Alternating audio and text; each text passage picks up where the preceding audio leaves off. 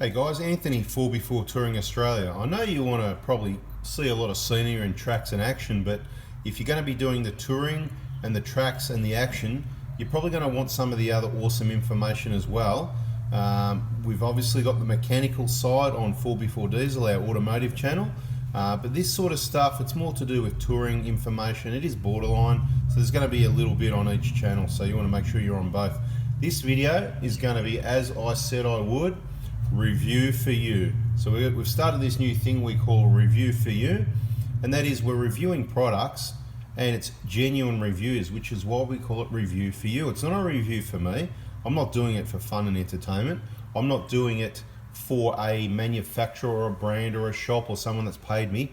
I'm doing it for you. Genuine reviews with our experience from obviously working on the vehicles, seeing all these products on the vehicles, hearing people's experiences, and of course we do a lot of trips. So both our own experiences and what we personally see from other people on the trips of 3, 5, 10, 20, 30, 40 people, some trips, all their experiences and everything they've ever told us and what we've heard about. So a whole lot of experience compiled into this video. Now, this one is going to be quite a lot to do with this ARB compressor. Everybody knows the one, it's quite popular. It's been around for years. I'm not even going to hit the part number. I think it's something like a CKMA, was it 12 or 1224, something like that anyway. So it's not the big double pumper. We've got reasons for that. We've mentioned this sort of stuff in other videos before. We're going to try and get straight to the point as much as possible about why this compressor, the problems you can have, and the best way, some of the quick little tips, best way to wire it up. And let's do that now. So as far as wiring goes, this is where you kind of go, you got to think about where you put it. Under the bonnet here, which is where it is on our 120 Prado, it saves space. If you put it in the back of the vehicle in a lot of places, it's going to take up space. There is some brackets you can get from ARB that do supply a bracket for under the trim in the 150 Prado, which seems pretty cool. It's out of your way. It's not taking up space, but it's adding weight to the rear. If you've got space at the front, it's probably better up the front, and as close as possible to the battery. And this is why, because they use quite a lot of gigawatts, right? You know, gigawatts, like on Back to the Future, that's what he called it. So I'm going to call it gigawatts. They use quite a lot of gigawatts, and you want to keep the wire as short as possible without extending it. And if you've got to extend it, you want to use some heavy wire, at least as heavy or heavier than the original, which is, you know, you can see there it is there, right? So there's the plug, the main wiring loom. And for us, it just goes straight across basically through here, straight across in front of the radiator under that trim, without extending it, shortening it if possible. Here it is here, straight across here, secured, and you can see one end goes direct to the body. It's all the same, different, same. And we've made sure we've got a really awesome connection by a good crimp and also a little solder as well. We like to do both. It certainly don't, some people don't like that, but whatever. It certainly doesn't hurt. I was taught that solder is the best connection, so I like that. Obviously the crimp's fine too. Both, hey, best of both worlds. Obviously the positive comes around here. Direct to the battery and to the cranking battery. Why? Because when I'm using the compressor, I'm going to have the engine running, and this battery is going to get the best direct charge, best connection direct to the alternator in those systems. So the best thing you can do when using the compressor is have the engine running. It's going to give you maximum voltage, and turn other accessories off, like lights, you know, headlights and stuff, fans, radios, anything that's going to use power, because you want to get maximum power to this unit, and that's going to help it keep cool. It's not just about the heat, guys. So a lot of people have talked about heat and cutting out and how many tires you can do. We're going to include that in this video. This one here has been running for about 6 to 7 years. Never had a problem with it. It's done all these tires. Quite often on trips we've had to, someone hasn't got a compressor, so we've done theirs. So it can do 2 sets of tires. Yep, you know, it gets a bit warm in places, whatever, but never cut out on us, and I don't see any reason near that it would. The other good reason to have it under the bonnet is, as you can see, the bonnet's open. There's airflow happening there, right? Okay, it might be a bit hot under the bonnet, but it gets hot in the back of the car, under the trim, especially with all that heat trapped in there. And they're talking about the double pumper for that one. Now, the double pumper obviously does the job quicker, but it costs you more money. And are you in a hurry? This is compact, it's lighter, taking into consideration the weight factor, okay? So you want to securely mount it, get all your wiring right. This has been, like I said, 6 to 7 years, no problem, doing multiple tires, and we've experienced the same with other people's vehicles, you know, up on top of Big Red in 40-degree heat, pumping up lots of tires, sharing compressors because people are being lazy, and they haven't cut out yet. Now, it is some people they've apparently had some problems with them cutting out. So I don't know why that's happening. We're going to eventually have a look at the bracket on the 150 and give you some background on that as well. But one of the most important things, we're going to go to the inflators we use. Okay, so the inflators we use. We're going to go off topic just briefly. People are going to have a look and ask questions. Yep, that's a good spot for the fire extinguisher. You can bolt it straight to the plastic trim on the 120, and of course keep your spare pair of thongs in case you forget them or you have a blowout. That's what that's about, right? And of course your sunscreen and your sanitizer. Been there for years. But look, we just keep our inflator. You can see the old hose. This is how we roll. It's normally a two-handed job, but you know, that's all we use, guys. You can see the hose is a bit old and faded. It's been used many, many times, but we just use that like that. And I'll show you why in a minute. We'll take this little end to the bench, and I'll show you the other inflator we've been trialing that we're not happy with, and we're going to try and save you some money on that and give you some reasons why. Okay, so in the front here, soon we're going to have a video and I'll tell you more about this steering wheel cover because people have been asking about that. The console cover, yep, the seats are clean, never had any seat covers. It's not that hard to look after things and keep it clean. Okay, this is the inflator we've been using on the 150, right? So let's just open that up again. I think it's one of these fancy boxes, right? Now, this is the problem you've got, right? If I can get it out one-handed. Come out. This is one of the problems we've found, okay? We're going to compare the pair in a minute, but for a start, so it's another bulky item that you've got to carry and you've invested some money into, right? So you can work out how much, I think, memory, lucky number, 69 bucks, something like that, 69, 79, 89, something like that. Anyway, this is cool if you want it, okay? Now, normally what we've got just here in our door bin, right about here, is a pencil gauge, very reliable, and we've probably got another one in the console because you always carry spares of everything, right? One of this, one here, one there, in case you lose it or it breaks, right? Very reliable for checking pressures, and using that other system, it just happens so quickly.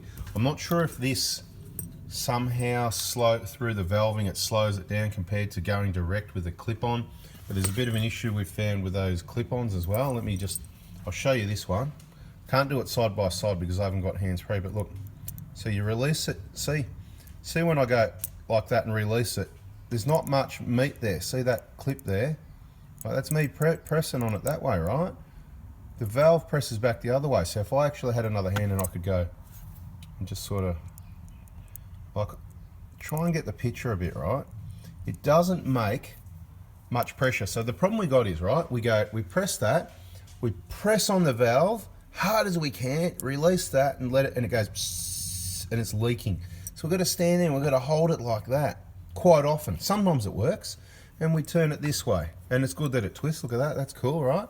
And we turn it this way, and we turn it that way, and we do everything, and we're sitting there, and half the time it clips on, and you can just, you know, you got to stand there going psh, and you got to release it, jack, and you psh, whatever, right? I just prefer this system over here. Coming over. All right, back to here again. So we've got our hose. It's all ready to go. I don't have to find another thing, get it out of a box, or where did that go? It's just this little thing. They just clip on, right? It's just you know, you can replace them for about, I think they're $8 or $10 from ARB if you need to. They're going to last if you, again, carry a spare. But look at the difference in the amount of meat pressure, right? Like look, I'll release that one. Right, that still got pressure pushing in. You see how hard it pushes? See the distance? You can't fit a valve in there until you go like that. Now, with this, 99% of the time, the first time you put it on, if you go bang, put it on, release it, you don't have to press any button. It's pumping, right? It is pumping the tire up. You don't have to do anything. And you get to learn from what pressure to what pressure, how long it takes. I just sort of stand around for about a minute, and literally, it's so quick. It's literally, you got this in one hand, you got that in the other, you just go off, and you go with that, look at your pressure, yep, no, it needs a bit more, and clip it back on, and you get really good at it. And I just want to say, each to their own, but I really love doing it that way. That's the reliable way. You're carrying less gear, less investment, you haven't had to purchase the inflator type thing. That's what I recommend. Okay, what else we got? So you can see this is one of the older ones. It's got this style, they've changed a bit. We'll go and have a look at the other one in a minute, but we've always used a cap like this. This is the bottom of a, you know, if you're going to Bunnings, you buy a 4-pack for about $2 or $3. The bottom of the stool leg Never had a problem with it falling off. For those that go, oh, that might just fall off. Remember what I said, 6 or 7 years we've been doing this. Look, nice and clean in there, no sand. That's how things need to be. Nice and clean so they work reliably, right? Just goes on like that, that's it, right? That's it. You can carry a spare if you like, but look, it's not coming off. I've tested it. Corrugations, up, down, left, right, carried a spare. I don't even carry a spare anymore. I've got spares down there, but whatever, right? So this is not a compressor installation video, just letting you know those wires need to be big, decent, good connections, short as possible to your highest voltage, which is why at the front works best, and maybe that's the reason why we haven't had any issues with them cutting out, getting hot. All right, so now we're down to the 150, and funnily enough, you're gonna see a lot of the same sort of things. Look, sanitizer, sunscreen, there's the inflator hose. You can see a lot newer, more orange, they fade obviously. And up until now, that inflator has been parked in a nice little spot just there. Yep, no fire extinguisher, that's in a different spot, right? So you can see, same setup. We've just changed to, we had that, obviously it comes with this air up kit. You don't have to buy anything. It comes with this pump up kit. The hose comes with the connection, okay? I just suggest carrying a spare, so buy one. Like I said, 10 bucks, because one time there was one that it wasn't working too well, whatever, there might have been a manufacturing fault. Got replaced under warranty, no problem. So up until now we've been using that. This is for sale now, so anybody that wants it, if you do decide you want one, that's fine. We can sell you one of those cheaper than original, and the money will go to the charity account, you know, the fundraising account. Okay, where's the compressor switch? Oh, no compressor switch in here. Why would I want it in here? Yeah, so under the bottom of the 150, and I noticed some people said, oh, you're gonna have trouble with it up there. Look, there's nothing up here that really generates the heat. The engine's over there, the DPF's over there, it's about 400 mil away. There's airflow happening through here, especially if the engine's running. I can't see much heat from there coming up to here, particularly if the bonnet's open. We haven't had any issues so far. A couple of things. This is a little cap that you can get from K-On. That's good, it is good. So I'm not even gonna just tell you everything of K-On's is perfect, because this is good and it fits perfect and it's awesome and all that. But the problem is, it doesn't have an O-ring or anything to seal. So if you've got your compressor on for a locker or something like that, it's gonna leak slowly. It's gonna do that brr, brr, every now and then, right? So you can cap that, but do you think that's gonna seal quite as well as that upside down cap on the other one? No, but we haven't got the right size cap for this one. We didn't get around to it, and then we got one of these to try it, and I'm giving you the feedback. It's good, it clips in great, and it does the job, and we're using it, but we don't have a locker. And our compressor switch, where is it? It's under this rubber glove here, look. It won't work until the power's on, because I don't want to use it unless the engine's running. And when I pop the bonnet to come out here to pump up the tyres, I don't want to have to go, oh, I forgot to switch it on and go back in the car. I just want to go like that. Now, I haven't come up with a better solution yet. The switches aren't meant to be in the weather, right?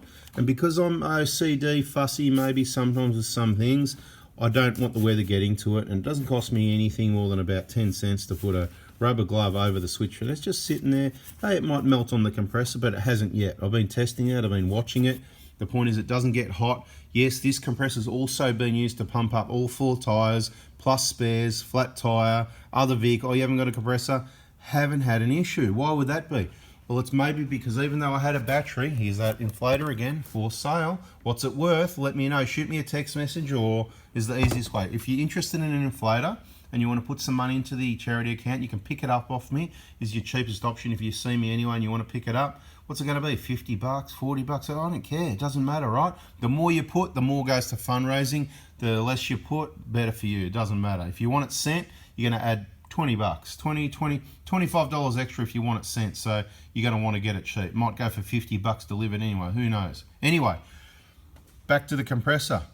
I've got a battery right here, right? A battery right here. And some people think it's neat. Some people think it's untidy. That's tidy for me. It's super reliable. I know exactly where everything is, what it goes to and whatever, and there's no dodgy connections, fuse block, things that can get wet. It's fully waterproof.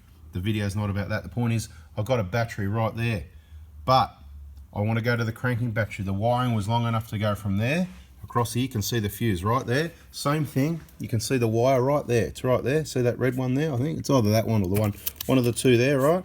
In front, under, you know, through here, right? Same as the other vehicle. Out it comes here. Just long enough. Look at that, guys. Now, see what we've done?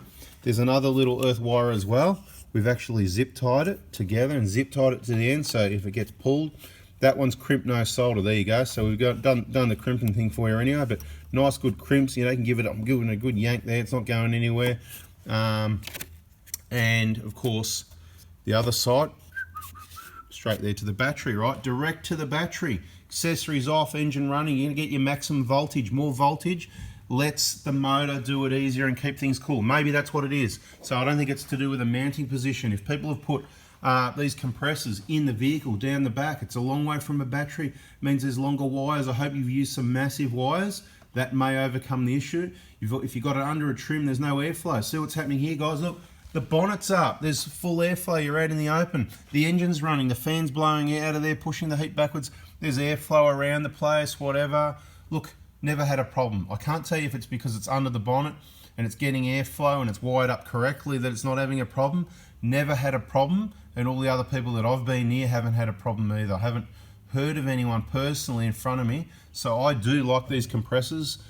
They're not cheap, but I think they're good value for money. They're reliable, they do the job, they're proven to be waterproof. We washed them down for years, you know, in engine bays and whatever, the way it should be. I'd just like to know more. Well, I'd like if there was some sort of waterproof clear thing, to some different switch setup that was more, I'm not saying this isn't waterproof, it's not meant to be out in the weather, okay? That's from ARB. It's not meant to be out in the weather, but you know, it's just, it'll be fine, but it's gonna last longer if you cover it. It's a bit like keeping your car in the carport or the garage. It's gonna last a lot longer. The sun wrecks everything. Well, the dust, the dirt, the mud, the water. Anyway, you get it, guys. I'm done. That's it. That's all I've got. Tell me if you're interested in this, right? This inflator. I'm not gonna use it anymore. Explain all the reasons why. The other system seems to pump faster.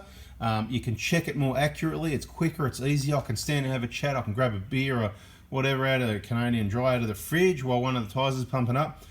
Whatever you do though, don't forget it, okay? Don't walk off and get distracted and forget it. I don't know if it's got a pressure limit. Can anyone tell me in the comments, do these have some sort of pressure limit where it's gonna cut out? That's the one thing I don't know, but I'm always cautious to go, okay, I'm pumping up the tyres, don't walk away, because it's gonna keep going and going and going, nothing's gonna stop. I don't know how long it would take to get to 80 PSI and beyond, but the tyres can take up to about that. That's maximum pressure. Anyway, I'm out here, guys. Hope you got something out of that. Please, if you haven't already, subscribe, turn the bell on so you don't miss these awesome review for you type videos.